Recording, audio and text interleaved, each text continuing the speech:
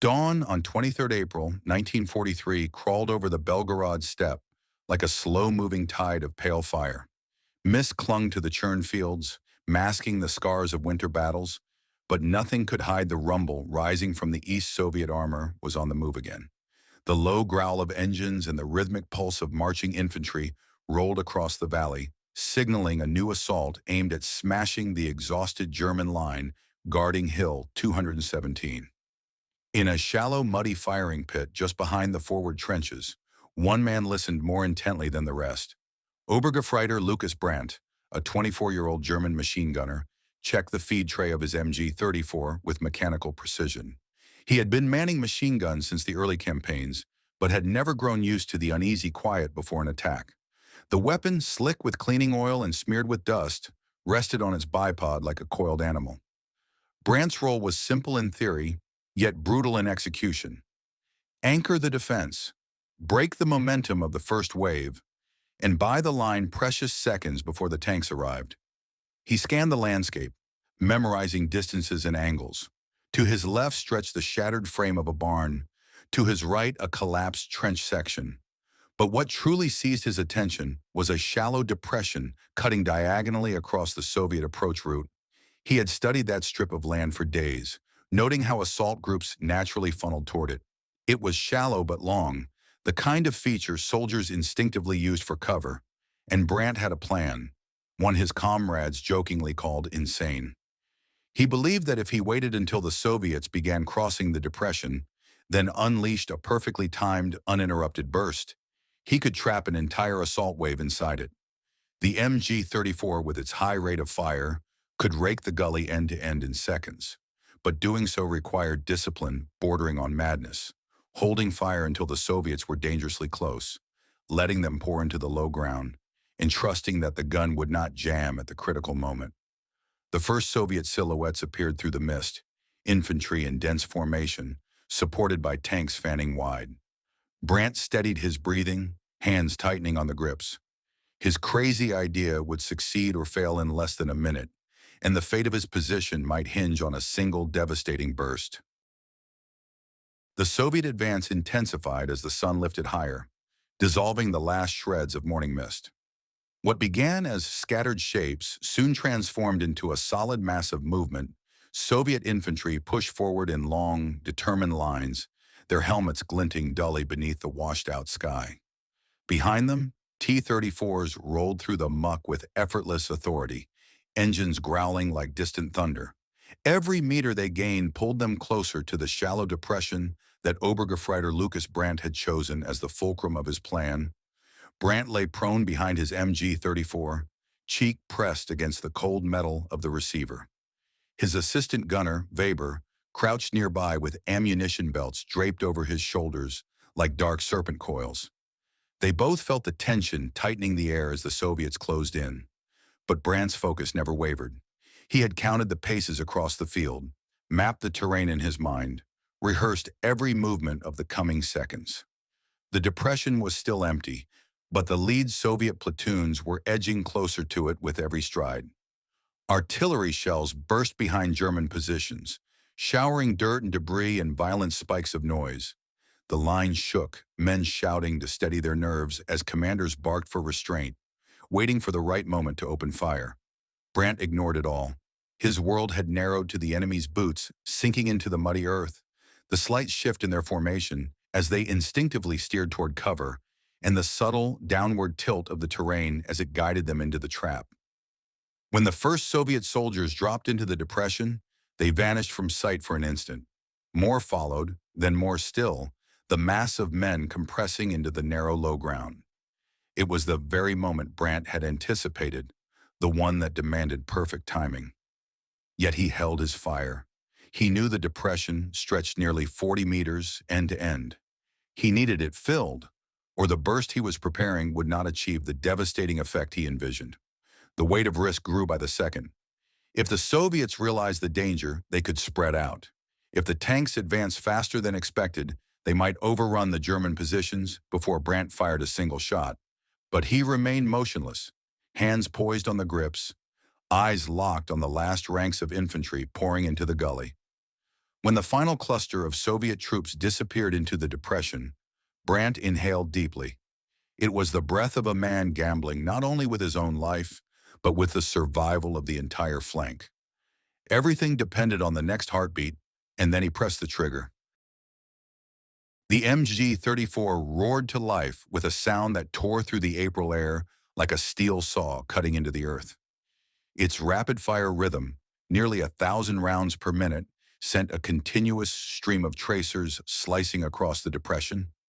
What Brandt had envisioned in countless tense moments now unfolded with terrifying precision. The gully, cramped and packed with advancing Soviet infantry, became a single narrow target zone that the machine gun could rake from end to end without a shift in aim. The first burst shredded the forward ranks instantly.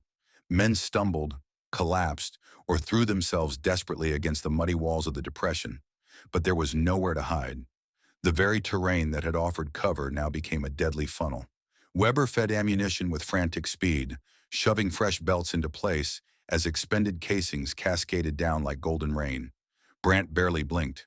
His grip remained steady, the barrel glowing hotter by the second. Within moments, the depression began to choke with bodies. The MG-34 hammered relentlessly, the gun's recoil driving into Brandt's shoulder like a constant heartbeat. The weapon's high cyclic rate created a sound not of individual shots, but of one uninterrupted mechanical scream.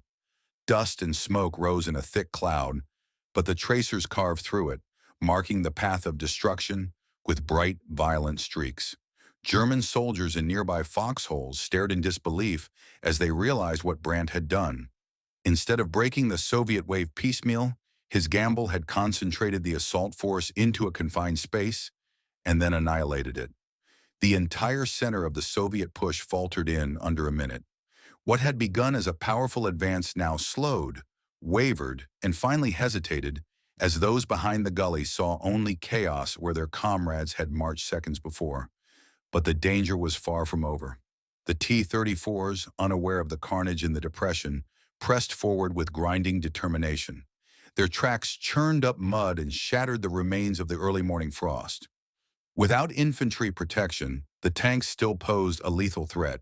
Brandt knew the moment he ceased fire, they would be free to advance directly on the German positions.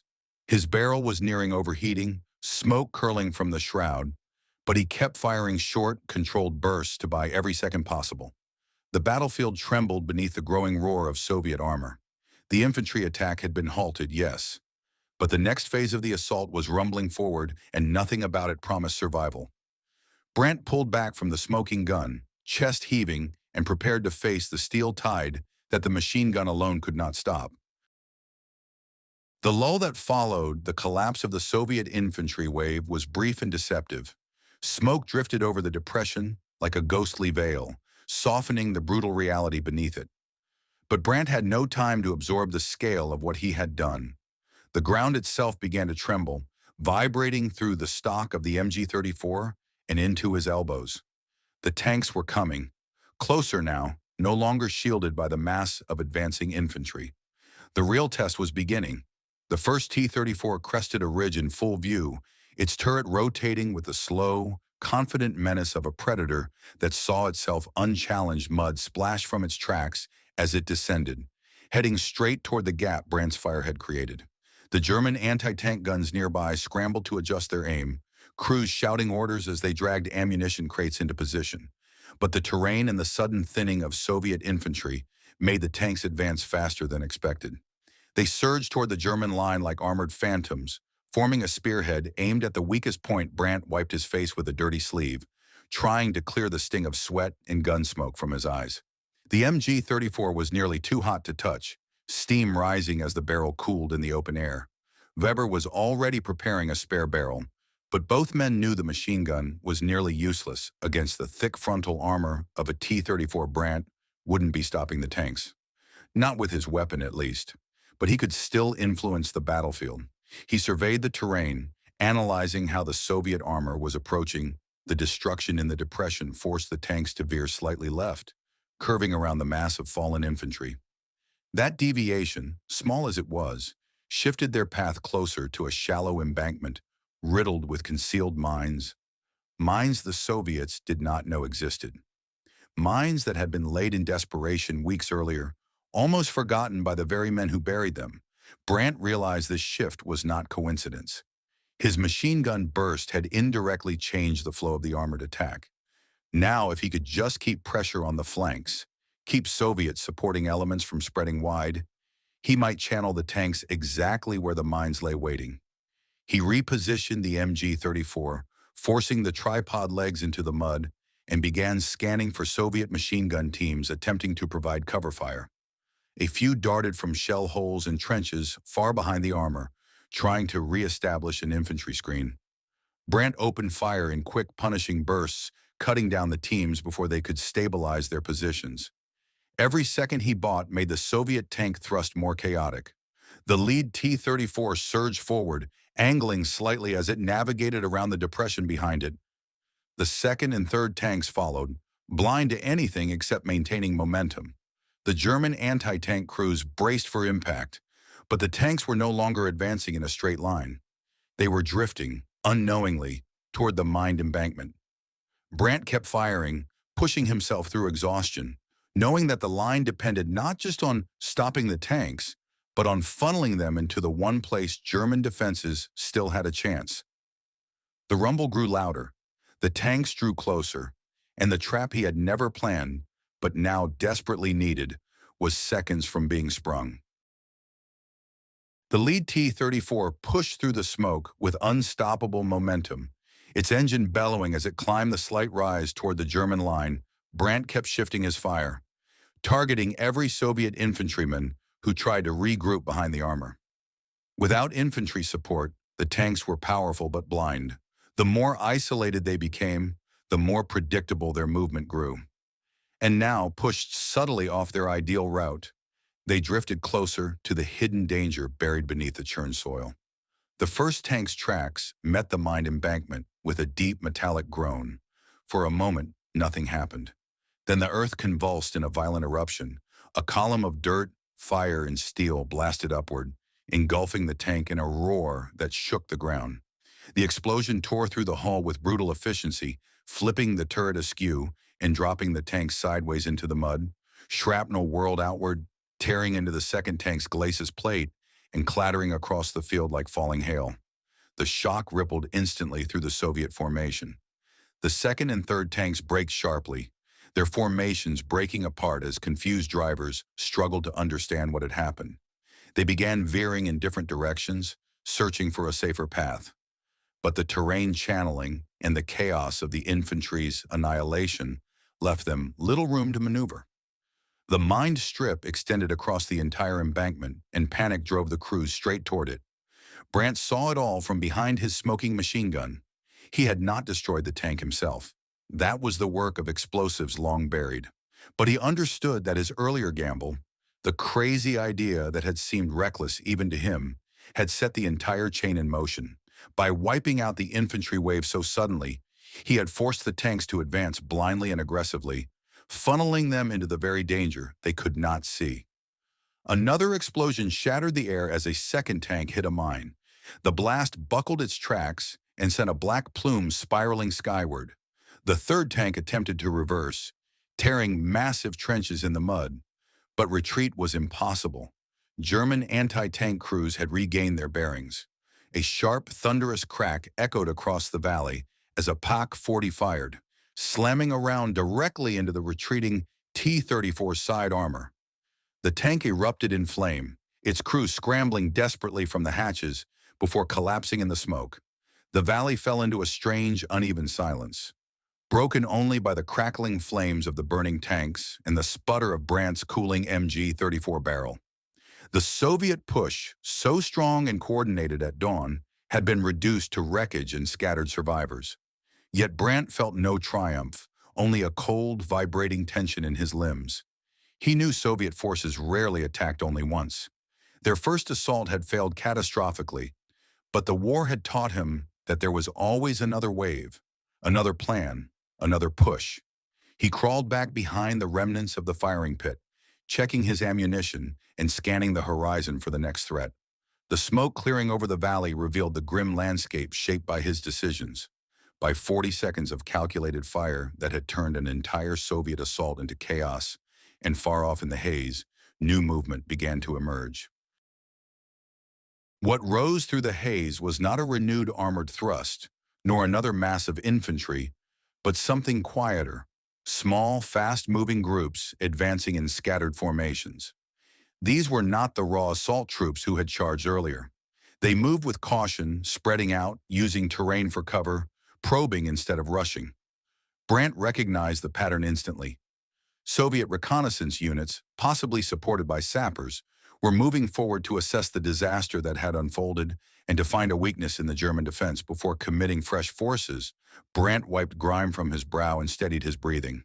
The MG-34 lay beside him, barrel changed and ready, though still warm from the earlier barrage. The battlefield had shifted from the explosive violence of the morning to a tense, suffocating quiet. This phase was more dangerous in many ways. Recon units brought discipline, experience, and coordination.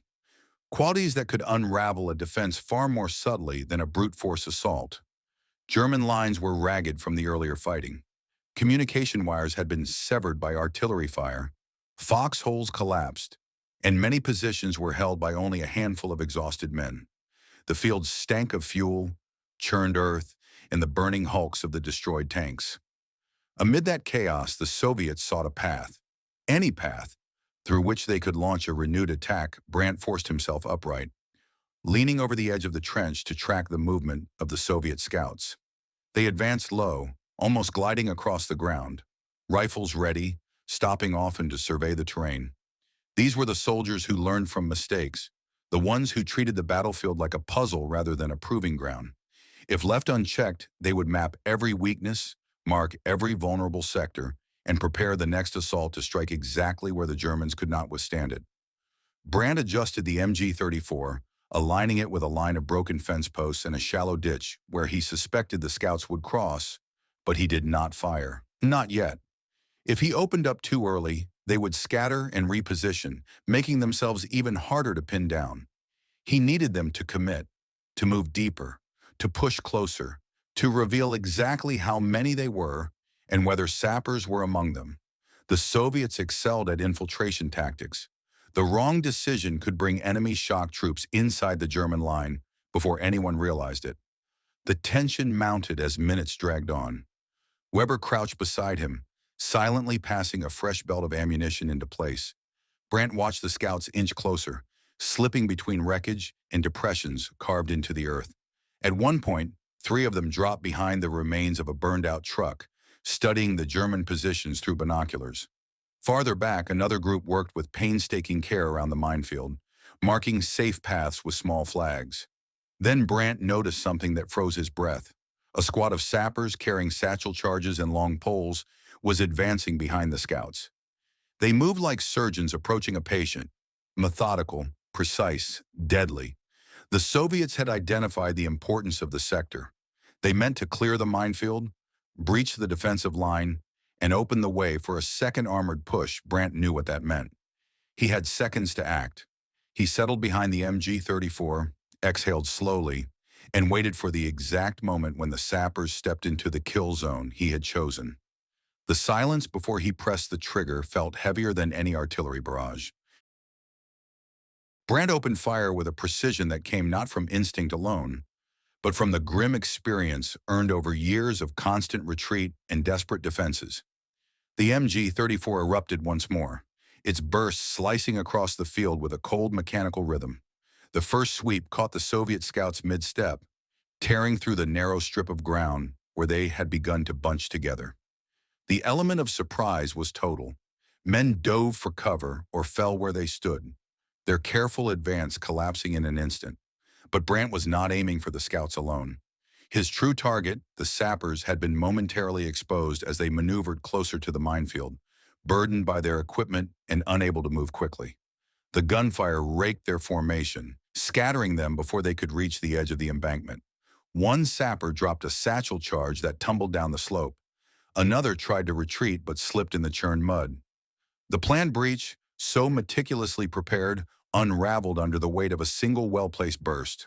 Weber fed belt after belt into the weapon, his movements sharp but trembling from exhaustion. The gunner and assistant worked in unspoken unison, each action shaped by the urgency of the moment. Brandt adjusted his aim continually, shifting from scouts to sapper teams, then to a small group attempting to flank along a series of shell craters. His gunfire forced them back, denying them the chance to mark safe paths or probe the line for weaknesses. Still, the Soviets did not retreat. Their discipline held. Even under the sudden onslaught, they regrouped behind wreckage and depressions, firing cautiously toward the German positions. A few machine gun teams attempted to set up their weapons, but Brandt suppressed them with fierce, clipped bursts. He fought not to destroy every scattered soldier, but to shatter their momentum, to prevent them from establishing the foothold that would invite reinforcements. Yet the battlefield itself seemed to turn against him. Smoke drifted thicker, blown erratically by shifting winds. The MG-34 barrel began to glow again, heat rippling off the metal in shimmering waves. Casings piled so high, they spilled over the lip of the trench, clattering beneath Brandt's elbows. His shoulders burned from the recoil, each burst hitting like a hammer. But he could not slow down if the sappers managed to regroup. If even 2 or 3 slipped forward unseen, they could dismantle enough of the minefield to open a path for tanks. Brandt fired again, forcing another sapper squad to scatter. But he saw movement farther back, larger silhouettes emerging through the haze, forming lines rather than scattered groups. These were not scouts or engineers. They were infantry platoons, reorganizing under the cover of the smaller teams, preparing to renew the push. The Soviet commander had adapted quickly. The reconnaissance mission was no longer about probing, it was about holding German attention. While fresh troops assembled for a second assault, Brandt knew he could not stop a full-scale wave alone. His crazy idea had bought the line precious time, perhaps saved them from immediate collapse. But the Soviets were far from beaten. The battlefield was shifting again, and this time, even his gun could not hold the tide by itself. He swallowed hard, lifted his weapon into a new firing arc, and prepared to face whatever came out of the smoke next. The new Soviet infantry wave emerged with grim determination, no longer advancing in the broad, confident swells of the morning assault. These soldiers moved in layered formations, measured, tempered by the carnage they had witnessed, and guided by fresh officers barking commands from behind cover. Their movements were efficient, coordinated, and relentless. They would not be funneled into a trap this time. They would grind forward through fire and smoke, forcing the German line to bleed for every meter. Brandt's position, already battered by hours of fighting, now faced the full weight of an enemy adapting in real time. The MG-34 chattered in short, punishing bursts as he targeted advancing clusters. But the Soviets absorbed the losses with grim tenacity. Every time he halted one group, another pushed in behind it. His weapon was still lethal, but the balance of the battlefield was shifting, and he could feel it with every recoil-driven jolt that bruised his shoulder. German positions along the ridge erupted in scattered gunfire. Mauser rifles cracked from foxholes, MP-40 bursts stitched across the field, and a mortar team somewhere behind Brandt launched shells in desperate arcs that landed unevenly among the advancing Soviet lines. But these defenses, worn thin by attrition, lacked the force to stop a determined second assault. The Soviets pressed closer, using every crater, ridge, and scorched vehicle as stepping stones. Brandt focused on the most dangerous element. Soviet light machine gun teams, moving with unsettling precision. They crawled forward under covering fire, dragging their DP-27s into positions where they could pin down the German Line 1 team set up behind the twisted hull of a burned supply truck, their barrel glinting as they angled it toward the ridge. Brandt fired into the wreckage, saw the silhouettes drop, but another team took their place almost instantly. The battlefield thickened with smoke until the world became a shifting labyrinth of silhouettes and echoes. Brandt's vision blurred from sweat and powder residue. His right arm trembled, not from fear, but from the raw exhaustion of continuous firing. Weber shouted something. Brandt could not hear the words over the machine gun's roar, but he saw the assistant gunner dragging up another ammunition box, face pale and strained.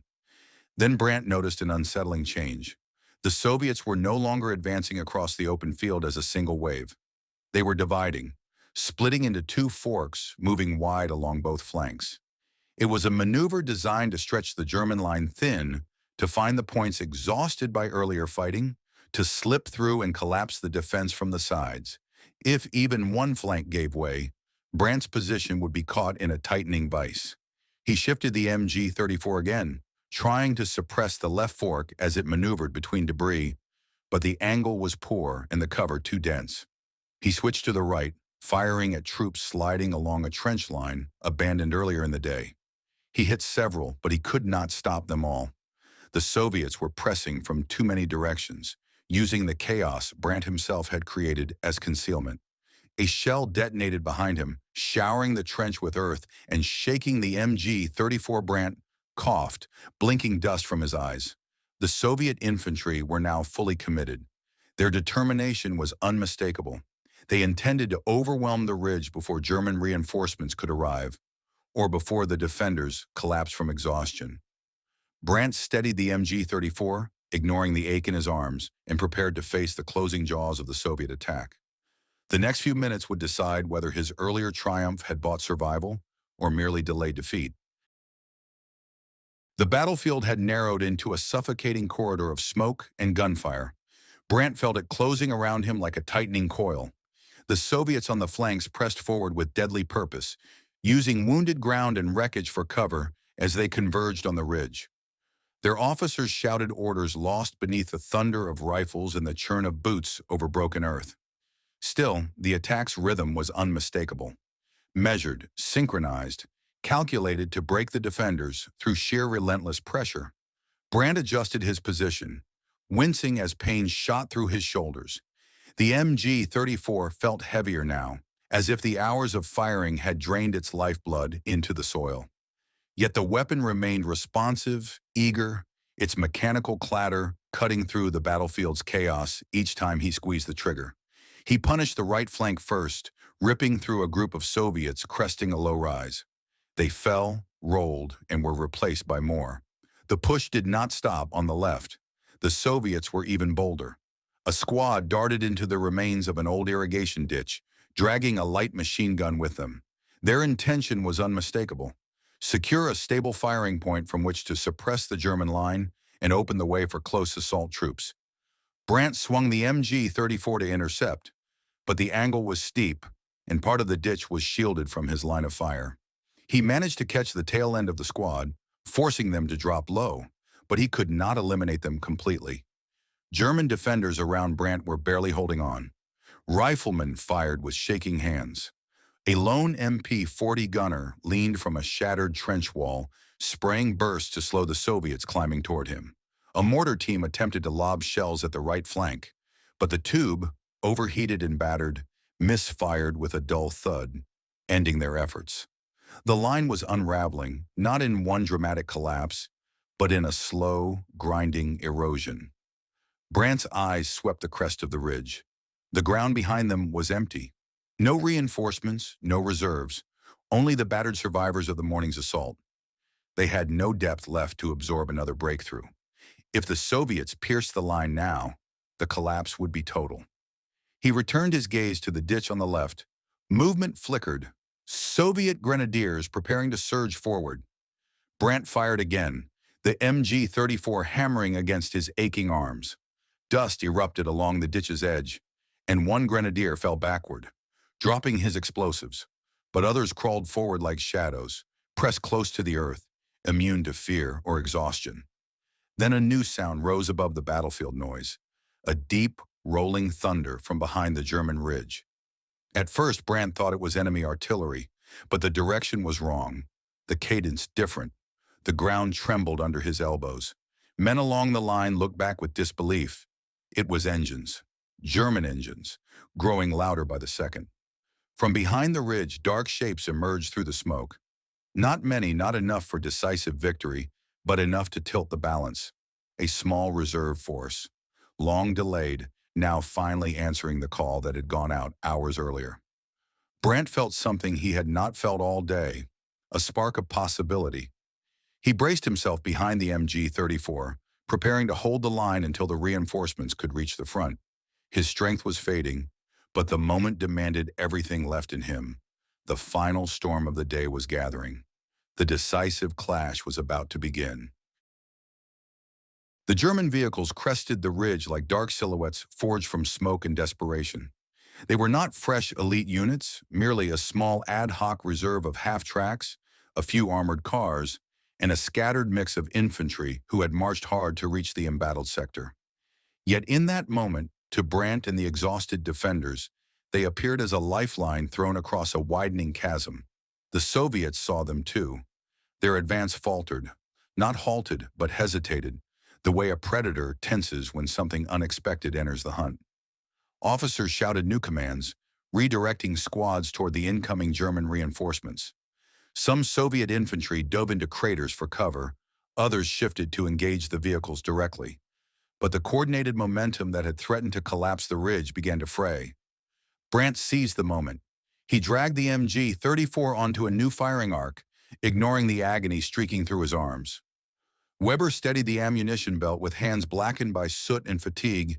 Brandt fired again, sending bursts into the Soviet right flank, just as it attempted to pivot toward the reinforcements. The machine gun's rhythm, ragged earlier, found its force once more. His fire pinned down troops scrambling across open ground, buying precious seconds for the arriving German infantry to deploy. The half-tracks slid to a halt behind the line, their rear doors slamming open as grenadiers dismounted and sprinted toward forward positions. An armored car swung its turret toward the left flank and unleashed a burst from its 20-millimeter cannon, ripping through the irrigation ditch where Soviet grenadiers had been preparing their strike. The ditch erupted in a violent spray of dirt and flame. The Soviets there, already battered, broke and retreated downslope. On the right, a handful of German riflemen joined Brandt's fire, their shots stitching across the attackers who had crept dangerously close earlier. The renewed defense hit the Soviets with unexpected force. For the first time since the morning, the advance began to crack. Not a rout, but a grudging, reluctant pullback born from the realization that they had walked into a sector where the defenders refused to collapse. Brandt continued firing until the MG-34's barrel dimmed and the ammunition box ran dry. When he finally allowed himself to slump into the trench floor, every muscle trembled from exhaustion. Weber collapsed beside him, chest heaving, eyes distant. Around them, scattered German soldiers rose shakily to reinforce the line, guided by the arriving officers, shouting orders over the ringing in Brandt's ears. The Soviets withdrew slowly, methodically, covering each other's movements as they faded back into the smoke-veiled valley. They would attack again someday. Brandt knew that with grim certainty, but not today. Not after the disaster in the Depression, not after the mines, and not after the gunner on the ridge had turned 40 seconds of fire into a barrier stronger than steel. As the battlefield quieted, a cold wind swept across the scorched ground. Brandt stared at the valley below, at the shattered wreckage and the long, carved path of his machine gun fire. He felt no triumph, only the hollow weight of having survived what should have been impossible. But his crazy idea had worked. And on 23rd April, 1943, for one brutal, pivotal morning, a single German gunner had stopped a Soviet push that should have crushed the ridge in minutes. If you enjoyed this video, don't forget to like, comment, and subscribe for more World War II stories.